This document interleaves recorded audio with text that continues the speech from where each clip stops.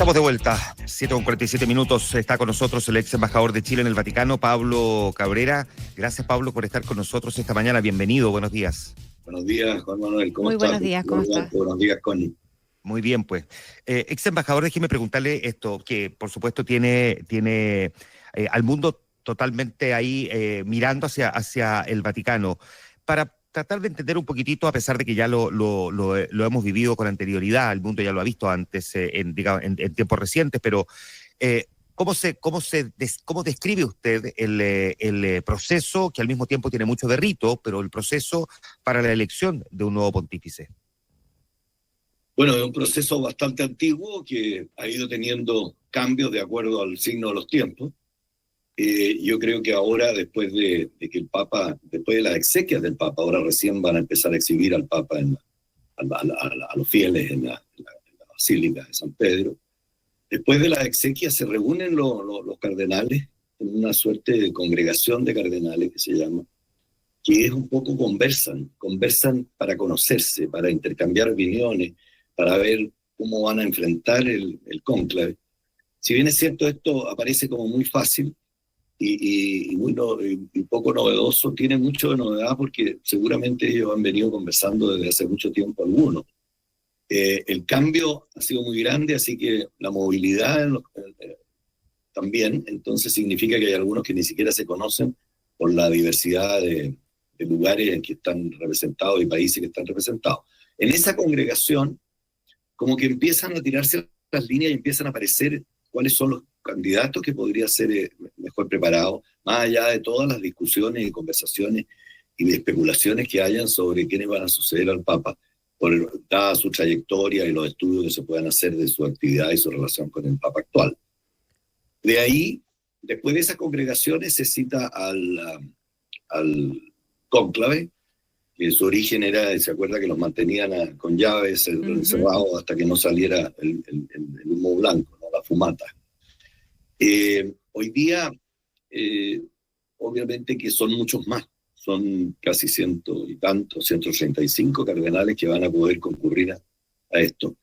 Y tenerlos aislados durante una semana en el mundo de las comunicaciones virtuales, creo que a lo mejor puede ser algo muy constitutivo a lo que está sucediendo en el mundo.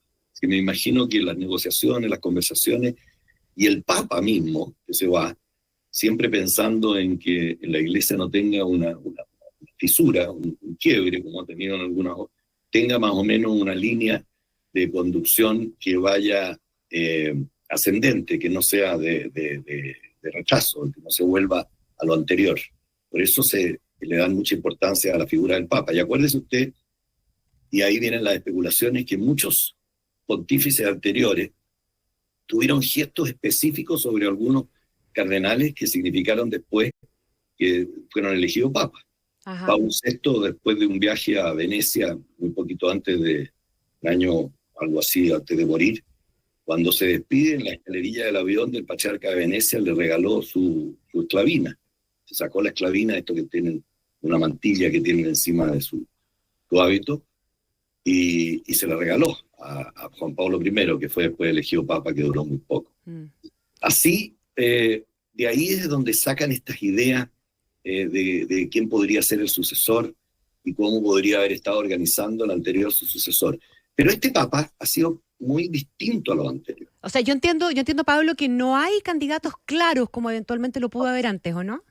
No, yo no creo que hayan candidatos claros porque este papa, yo creo que cambió justamente eso. Mire, había como una tradición en la iglesia, y eso se trasladaba a las iglesias locales de los países, era que como que los prelados mayores preparaban su reemplazo, incluso hasta 2 generaciones, iban preparándolos, con el objeto del miedo del cambio, porque la iglesia es una institución que tiene que avanzar a la velocidad del más lento del convoy de la flota, ¿no? Entonces es el Papa, el pontífice, el que le imprime la velocidad, y ojalá todos se puedan ir acomodando. Entonces creo que estas congregaciones que se llaman, o estos encuentros preliminares después de las exequias, y ya ahora que deben estar llegando a Roma, son muy importantes para ver los puntos de partida, porque si no se imagina 135 que saque uno 4 votos, el otro 7, el otro 11. Creo que los grupos regionales se conocen mejor, ¿no es cierto? Los cardenales italianos se conocen entre ellos. Hay un tema de la posición de Europa, de la impronta de Europa en el mundo, que el Papa Francisco fue muy influyente en eso, muy capital su acción para detener el decaimiento de la impronta de la Iglesia e incluso de la cantidad de fieles que la seguían, ¿no? Creo que el Papa ha sido, durante estos 12 años que reinó, a él lo eligieron con conocimiento de sus capacidades, quién era, y la personalidad que tenía para lo que estaba sucediendo en el mundo. Hoy día estamos en una revolución tecnológica, en una revolución cultural, y también en medio de guerras fratricidas y larvadas que hacen que la reserva moral o la impronta moral de la Iglesia tenga mucha importancia. Entonces creo que más allá de las personalidades, creo que también quién podrá formar un equipo y podrá tener una impronta de credibilidad, de respaldo moral, para ser una figura que pueda lidiar. Claro, y para jugar un rol activo en ese contexto y en los temas que marcó el pontificado del Papa Francisco, además con una cierta dosis de incertidumbre. Nosotros relatábamos recién que entiendo que son más de 100 los cardenales de los 138 electores que fueron nombrados justamente por el Papa Francisco, pero además también gente de lugares que nunca habían participado de una instancia como esta, en esta lógica de incorporar a la periferia, como él llamaba, no solamente con sus viajes, sino también con el nombramiento de cardenales. Hay muchos cardenales que vienen de países que jamás han participado en una instancia como esta, que de hecho no hablan ni siquiera italiano, mucha cara que se va recién a encontrar en un contexto como este, y que más allá de lo anecdotario le mete una cierta dosis de incertidumbre a una elección que nunca ha estado cantada. O sea, normalmente se dan algunas sorpresas. Pablo, yo me imagino que usted vio Cónclave, mucha gente la ha visto, es una película que está liberada hoy día, de la que se habla mucho en estos días. Pero es interesante aterrizar un poquitito con cuánto sentido de realidad efectivamente esa película expone lo que se viene y lo que va a pasar en estos días en el Vaticano, desde los detalles del protocolo hasta las negociaciones de pasillo, las conversaciones, el peso de los conservadores versus los progresistas, el peso del propio Papa que se va, etcétera, etcétera. Exactamente, mire, la Iglesia no es una entidad distinta a lo que es el mundo de hoy. Hay que recordar y tenerlo presente que la Iglesia está conducida por hombres. Los hombres son los que implementan el espíritu de la Iglesia. La Iglesia descansa en las Escrituras, descansa en el mensaje de Jesucristo. Entonces, creo que ese tipo de cosas hay que tenerlas presente, que el egoísmo, la envidia, todos los pecados capitales y otros están presentes también en los personeros de la Iglesia. No son inmunes al pecado, como decía el mismo Papa Francisco. Que se decía a sí mismo un pecador, ¿verdad? Claro, recuerde usted también el inicio del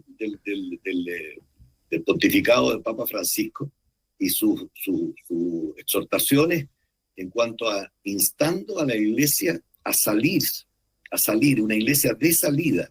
Una Iglesia de salida era ir justamente a las periferias, como dice usted, y son las periferias no solo físicas, sino son las periferias existenciales, las periferias del dolor, las periferias de dónde está la miseria, cuáles son las verdaderas plagas que existen en el mundo, más allá de la inseguridad y de la indefensión, como dijo usted, y la plaga y la fórmula de las 3 I's, que son la indefensión, la incertidumbre y la inseguridad. Yo creo que la Iglesia no está ajena a eso y tampoco está ajena a las tendencias que existen en el poder.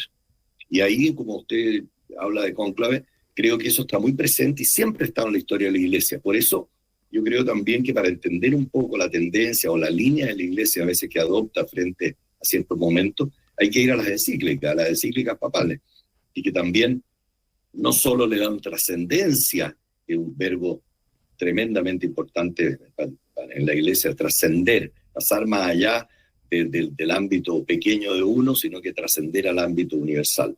Y yo creo que ahí el Papa dio muchas líneas, y creo que estoy seguro, me atrevo a decir, que este cónclave va a tener una línea distinta. Más todavía por el momento que se vive en el mundo. Hay que ver que, acuérdense, en 1891, en el siglo XIX, nosotros en Chile estábamos en una plena guerra civil, y el Papa daba una línea sobre la doctrina social de la Iglesia y llevaba a un perfil alto a los trabajadores, las remuneraciones de los trabajadores, etcétera. Eso después se dio en los prolegómenos de la Segunda Guerra Mundial. El Papa Pío XI lanzó una cantidad de exhortaciones relacionadas como sobre los derechos humanos, sobre la paz, sobre la seguridad, sobre las políticas públicas, y desde ahí en adelante muchas otras encíclicas han ido.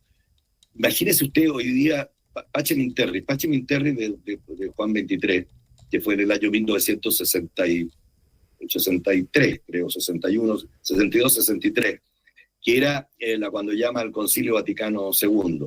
Esa encíclica, si usted la lee hoy día, se da cuenta cuál previsora y cuál predictora fue esa encíclica que hablaba de una necesidad de una administración universal internacional con el objeto de manejar no solo la paz y la seguridad, sino que también la economía segura, etcétera.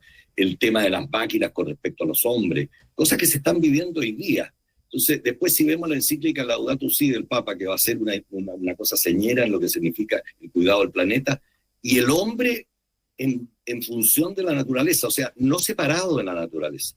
El destino del hombre y el destino de la naturaleza están unidos. Entonces, si usted se imagina que ese tipo de mensajes que van haciendo, se van traduciendo en hechos concretos, a veces muchos años después, yo creo que hoy día con las comunicaciones, con la inteligencia artificial, que el Papa también era una de sus preocupaciones, creo que con todo lo que él hizo, incluso mensajes simbólicos, el Papa era muy simbólico, el mensaje simbólico yo solo le recuerdo a hechos concretos, por ejemplo. Todos se preguntaban qué es lo que iba a ir a hacer el Papa a Mongolia, incluso hubo un momento de que Javier Cerca escribió un libro. Sí. Usted sabe de eso. Oye, yo me lo empecé a leer ayer por recomendación de Eduardo Silva y es extraordinario. Además que está, de verdad, no solamente es muy contingente, sino que permite explicar justamente este tipo de cosas de la visión de la periferia, etcétera. Bueno, y tan bueno así que a lo mejor hasta Javier Cerca el día de mañana va a ser premio Nobel de Literatura. Sí. Yo creo que el Papa, ¿a qué fue a Mongolia? El Papa fue a Mongolia, un país de 5 millones, un poquito más de habitantes, con 1.500 católicos.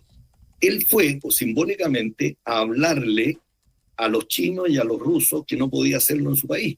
Estuvo en el lugar, exactamente en el lugar, en el medio, en el puente entre las dos sociedades, en un momento de guerra en Europa, en un momento de controversia y guerras a todo tipo de nivel y con un conflicto y enfrentamiento cultural. Y ahí está, para los católicos, el tema de la providencia divina también. Este Papa, como que hay casi como normalidad con la muerte del Papa. Es un Papa que trascendió ya, creo yo, como figura, y además como que preparó a la gente para irse. Él había decidido dónde se lo iban a enterrar y la semana pasada había ido a rezar a Santa María Maggiore, a mirar su tumba. Se le iba siempre, claro, eso hay que decirlo.